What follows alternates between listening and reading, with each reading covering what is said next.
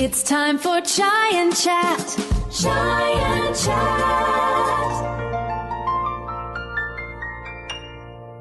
Hi Sundari, how are you doing?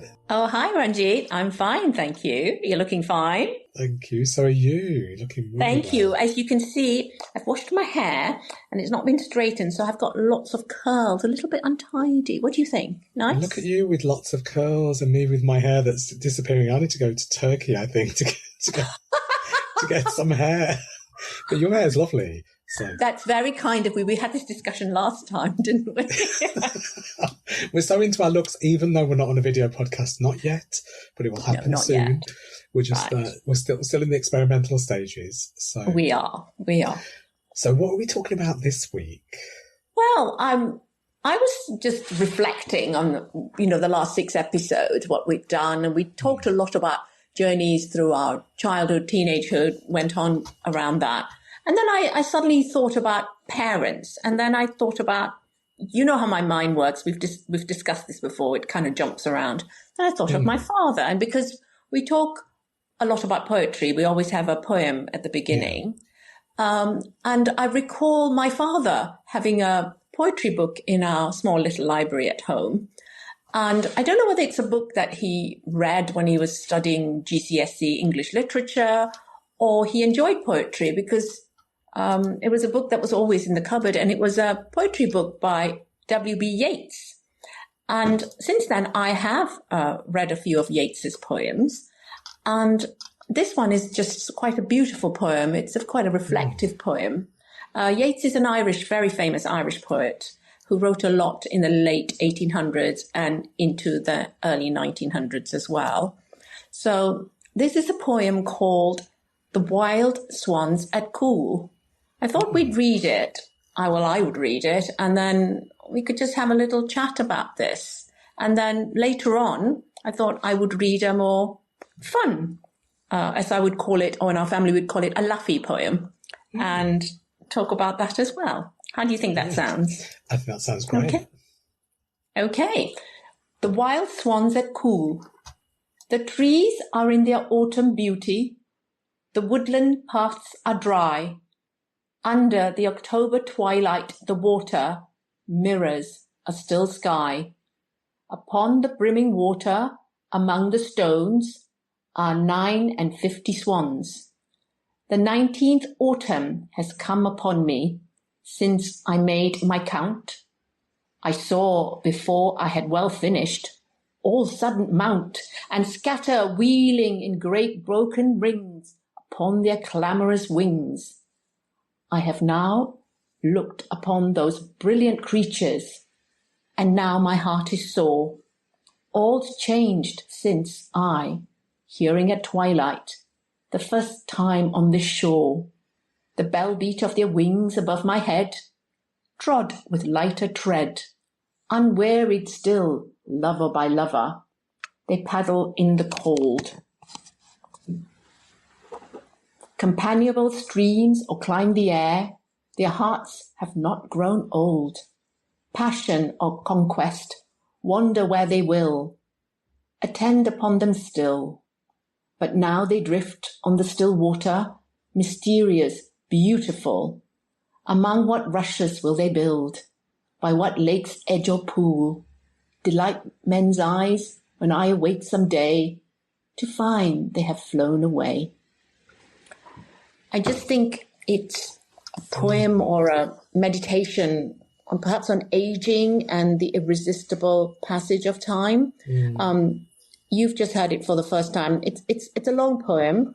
So what were your first instincts when you listened to it? Yeah, I think a lot of poetry features the seasons. I noticed that in poetry. So this one talks about autumn, and I associate swans with autumn. There's a canal 20 yards from my house. So when I used to walk my little dog Susie, used to walk her along the canal, and various times of the year, we'd see the swans arrive, and then when the swans have little babies, what are baby swans called? I think it's called cygnets, I think. Cygnets, that's it.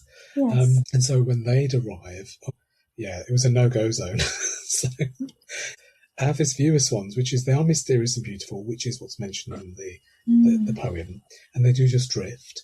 But then I've seen them be very vicious and very different. And that thing about an ugly duckling, an ugly swan, how they don't look very pretty to begin with. Then they, their feathers drop and they're beautiful. And yeah, so it's quite nice. I see that passing of time with the swans coming each year and going. And yes, I think that's because I've read the poem a few times. So perhaps if I talk a little about the poem, because it's one, I've read a few times, and see what you think, whether you identify with some of the things that I'm analysing. So as you do say, he's describing the swans at Coole, which I think is Coole Park in Ireland, which is, as you say, it's autumnal time because he talks about October twilight. It's melancholic and quiet, and he's been counting these swans for about 19 years. And that wonderful thing about beating their wings and their cries, it's that mystical atmosphere. Remember last time we talked about the poem Leisure that it's about nature, isn't it? So it's so it brought that back to me a little bit, really. And then also the thing about aging, it's passage of time. He contrasts the eternal youthful beauty of nature and one's own personal wariness and fading of vitality. That line where he writes about, delight men's eyes. Will they land somewhere else now? And obviously swans, there's the annual migration of swans. And here, I don't know whether you picked it up in the poetry, but only because I've read it a few times. It's this idea by lover, unwearied still. It's this idea that swans can mate for life. So there's fidelity and constant love, and they're timeless. Whereas the speaker has, he speaks like his heart's a little sore. So it's got all those elements to it. And then it's got this element of that lilting rhyme and imagery. I just think it's a beautiful poem. And it also makes me happy to think that this was in a book that my dad had in our little library. And he was possibly aging. So it's also, it brings back lots of memories for me. From what I've said, do you think you could reflect in the same way, or do you see something different there? The thing about the seasons, I always think, autumn is that season of, if we correlate it with human life and how your autumn years, people talk about their autumn years, and you've got your summer years and your autumn and then your winter. And I think I quite like autumn because I was born in September. So for me, autumn was going back to school. It was seeing friends again, after the summer holidays. It was nights getting darker. I used to quite like nature as well. So the thing about these poems talking about nature, for me, is it's quite nice, and it's quite like becoming homely again in autumn. It is nostalgic. There's something reflective in there as well. I think that anyone could pick up. You say the swans and the migration, that yearly cycle. I picked up on that, and I've lived here for over 20 years. It's actually an inner city nature reserve that I live on, apparently. Oh, lucky you. I know it says it's a nature reserve. I was like, okay. Which in the summer, springtime, we get all the ducks, mating, and the swans. It's very noisy, so you can't have the windows open. Nature's beautiful, but can be noisy.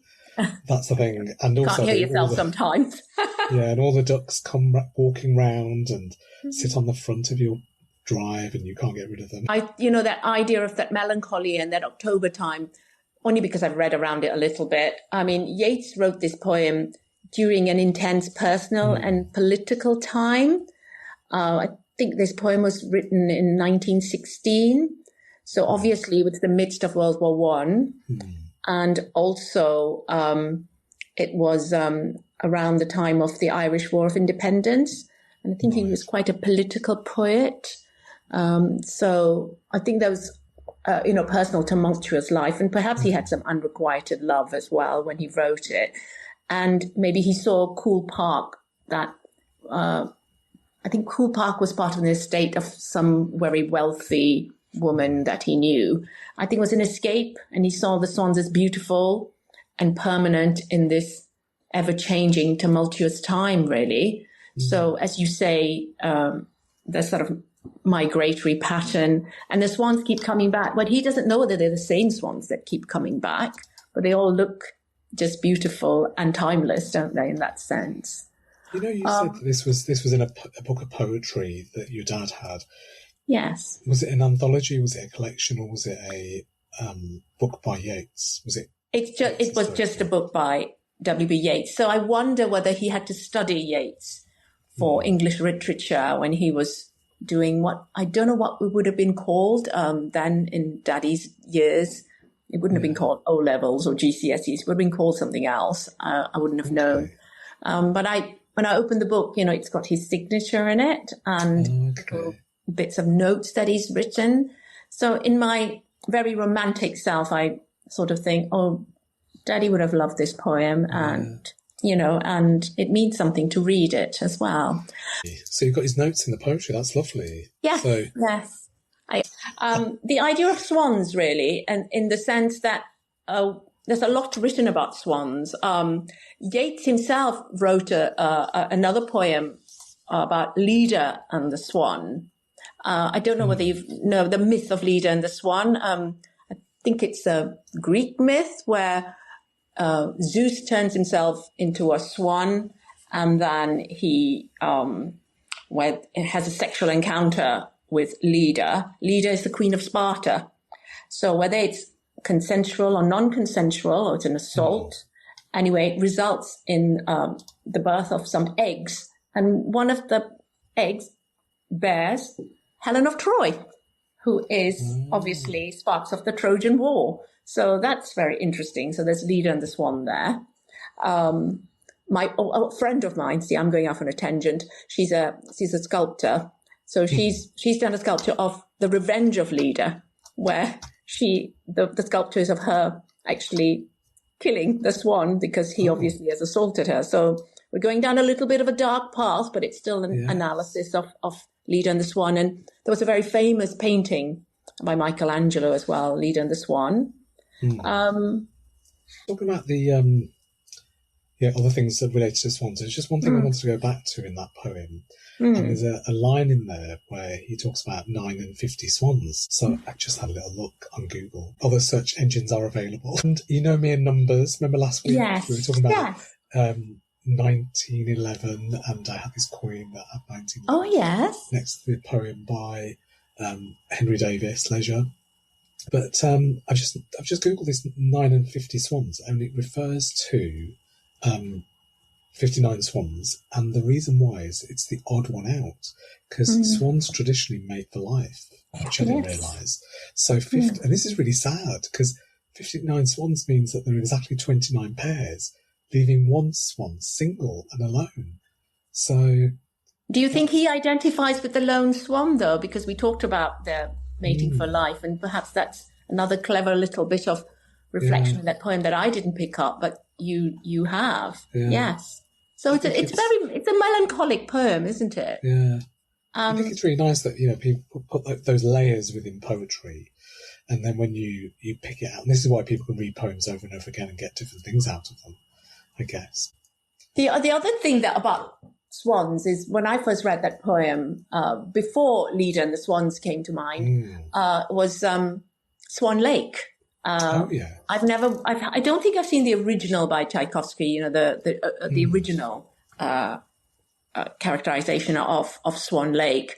But I have seen the Matthew Bourne version, that claimed contemporary ballet. Yeah.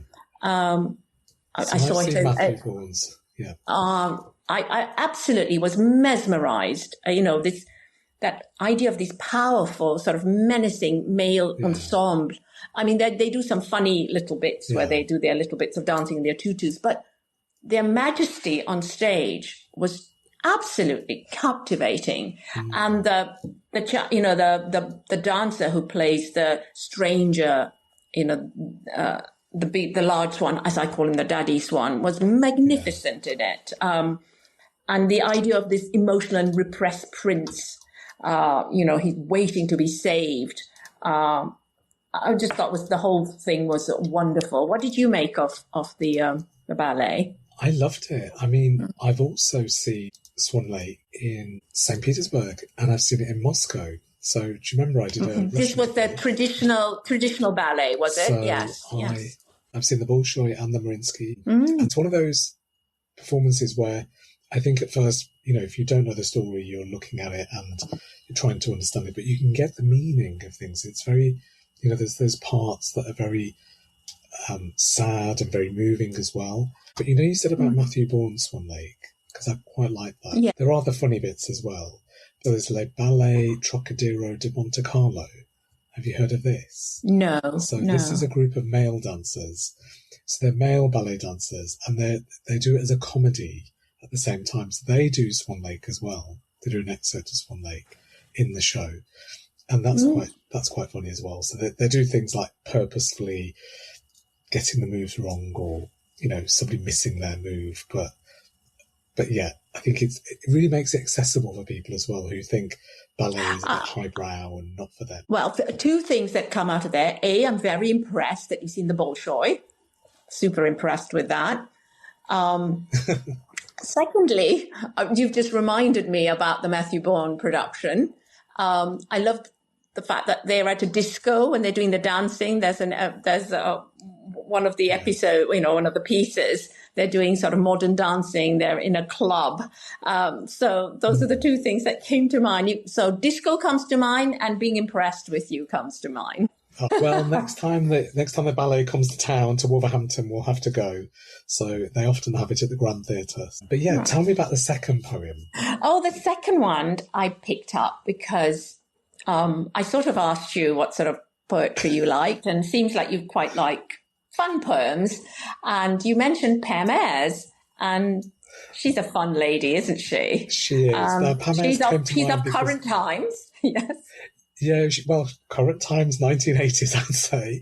When I was younger, Pam Ayres was always on television. So I was brought up on that sort of rhyming West Country comedy poetry. Yes, so I thought quite a contrast to the last one. I can't quite do the West Country accent, but I'm going to try my very best, the sort of Malaysian Tamil, putting on a West Country accent. Okay? You're very good with accents. They always make me laugh, so I'm going to try not to laugh through this. Okay. So this one is called, you're going to laugh already, I can tell. Oh, I wish I'd looked after me teeth, it's called. Okay. Oh, I wish I looked after me teeth and spotted the dangers beneath. All the toffees I chewed and the sticky, sweet food. Oh, I wish I'd looked after me teeth. I wish I'd been that much more willing when I had more tooth than more filling to give up gobstoppers from respect to me choppers and to buy something else with me shilling. When I think of the lollies I licked and the licorice all sorts I picked and the sherbet dabs big and little, all that hard peanut brittle, my conscience gets horribly pricked. My mother, she told me no end. If you've got a tooth, you've got a friend. I was young then and careless. My toothbrush was hairless. I never had much time to spend. Oh, I showed them the toothpaste all right. I flashed it about late at night. But up and down brushing and poking and fussing, well, it didn't seem worth the time. I could bite.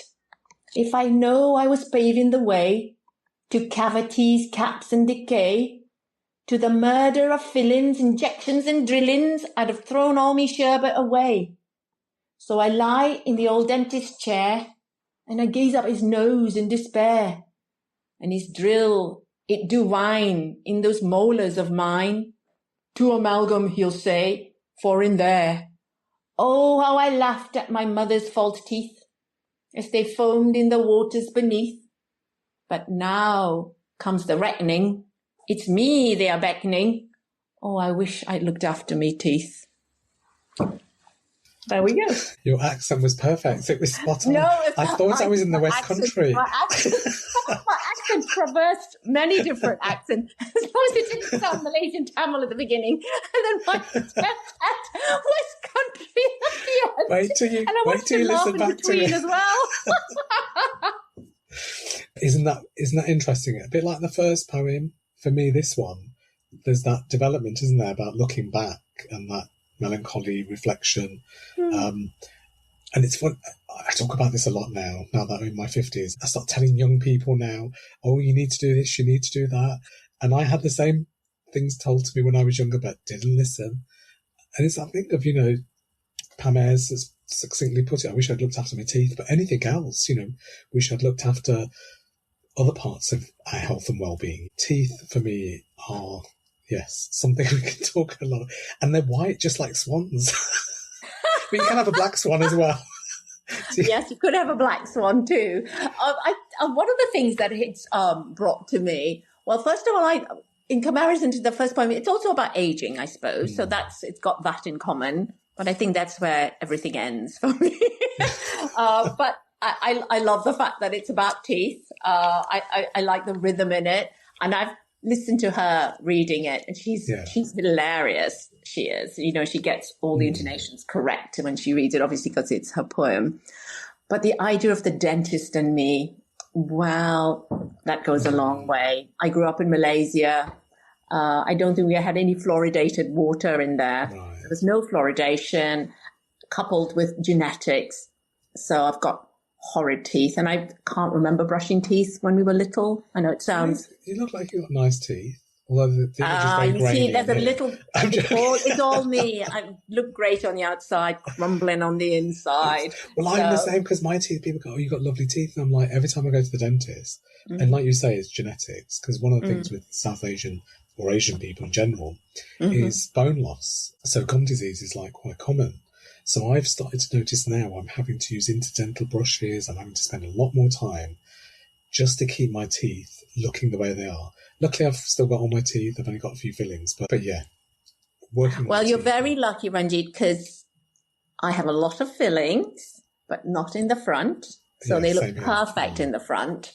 Lots of fillings, and possibly lost one or two sort of wisdom teeth as well. My dentist is just wonderful. But they've got me on a very strict regime. I go to the dentist many times a year to get them cleaned, and the interdental brushes and all that. But the teeth are there, and they're serving a purpose, and I'm very grateful that I've got some on my teeth. Yeah, I mean, I haven't got any gold teeth, though. No gold teeth. No, I had a tooth problem the other day, actually. It was a few weeks ago, just before I was going on holiday. The day before we're going, my tooth at the front was starting to really hurt. And I thought, this is the only pain I've had like this before was a root canal issue. And I always used to say to people, oh, why do people moan about toothache? It's nothing. The first time I had this toothache many years ago, it was a root canal issue. It was the most excruciating pain. And I was on a cruise ship, which was hilarious. But the whole week I was in a lot of pain. But this time round, I thought, oh, typical, I'm going on holiday again. I've got this tooth pain. And when I came back, saw the dentist, and the dentist said, yes, you're going to have to do extra cleaning around that area because of the gum loss, the movement of the gum and the bone loss. But the other thing that reminds me of teeth is a lovely phrase that I like to use when I'm describing people. I don't know who said it, but this person said, oh, they've got summer teeth. Have you heard of this? No, is it a black country thing? I don't know. It was on a TV show, and I loved it because summer teeth means some are yellow, some are green, some are missing, some are wonky, some are straight. It's not teeth for your summer, so you've got great teeth. Because it sounds lovely, doesn't it? So when we're talking about seasons as well, summer teeth sounds, that's a compliment. There's teeth being set off by lovely red or pink lipstick. No. Lovely glowing yellow teeth. Yes. Well, the other thing I can say listening to you talking is another cruise, Ranjit. A lot of cruises. I need to go on a cruise. First on a cruise. Oh, the other thing I want to talk about, you were talking about toothache. Many, many years ago, when the children were little, I had horrid toothache. And, you buy oil of clove and you stick it on and you're sticking all these things on. I thought, it's not doing anything. I just smelt of clove.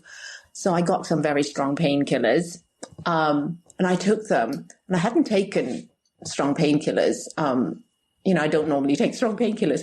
And I remember having to go to pick one of the children up. And I felt that it was driving along. I felt like, this is deja vu. I'm sure I've been on this road before. And it wasn't. It was just the whole thing. I felt, really odd. So I had to pull up on the car and walk. But that's what, having horrid toothache just shows. It's something you can't forget. If you've got joint pain, if you don't move your joint, you can get some relief. But with the toothache, it's just there. Like the film Marathon Man, when he, Dustin Hoffman, initially the dentist is the perpetrator in the film. Yeah. They use a dentist, don't they? Initially, it's his rotten teeth, and they start drilling into his healthy teeth. And everybody who watches the film, flinches because they know it's going to be horridly painful. I know we digress again. You spoiled the ending for people. You tell people what it's about. They should have. Well, that's not the ending of the film. Oh, yeah. But A, they should have watched it because it's a film from the late 70s. And B, if you don't mind me saying, it's a bloody good film. Well, one thing that's interesting is this thing about pain and when you experience something. And I always think it's quite interesting that in my life, and I'm going to be honest now, I've been not very sympathetic when people have talked about pain. So when people talk about back pain or tooth pain, I've often thought, how bad could it be? Is it really that bad? And then the first time I had back pain was, I was walking up the stairs with my rucksack from work. It had books in there and student papers and whatever. The days when people had to write their essays, not send them in electronically. I got up the stairs and I got up to about one of the last steps, and next minute I must have twisted and I couldn't move. And I was like, what is this pain? And I remember all I thought in my head straight away was, I take it back. All those times I've said to people, oh, back pain can't be that bad. Mm-hmm. I literally had to crawl on the floor to the bed. Oh, that sounds horrid. Yes. And it was the first time I'd experienced back pain. And it's the same with toothache. First time I had that toothache, it was the most excruciating pain. All I thought about straight away was all those times when people have told me in the past they've had tooth pain. I'm like, can't be that bad. Yes, being punished for. Yeah. And when I've been to hospital for other things, I had my Achilles tendon, I had an operation on it, and it was detached. And then when I went to the consultant afterwards, and for your checkup, it was in a plaster, but they had to put another plaster on. And I said to them, you've never had this done, have you? Because you don't know what kind of pain this is.